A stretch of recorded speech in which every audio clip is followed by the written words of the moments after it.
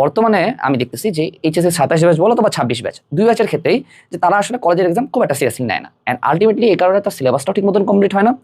Ultimately এই কারণে কিন্তু তার অ্যাডমিশনটাতেও সে হলো বাস খায়।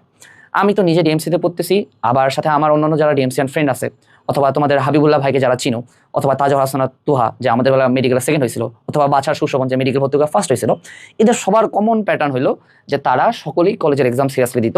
ভালো করুক অথবা না করুক সেটা পরের বিষয়, যদিও এরা সবাই ভালো করতো কলেজের এক্সামে, বাট সবাই কলেজের এক্সামে সিরিয়াসলি দিত।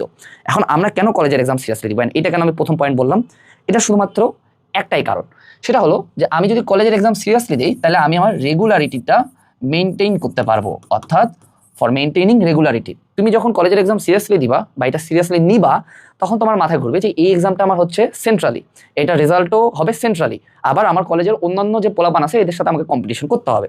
সো যখন তুমি এই সিরিয়াসনেসটা আনবা, তোমার পড়াশোনার গতি এমনিতেই আসবে।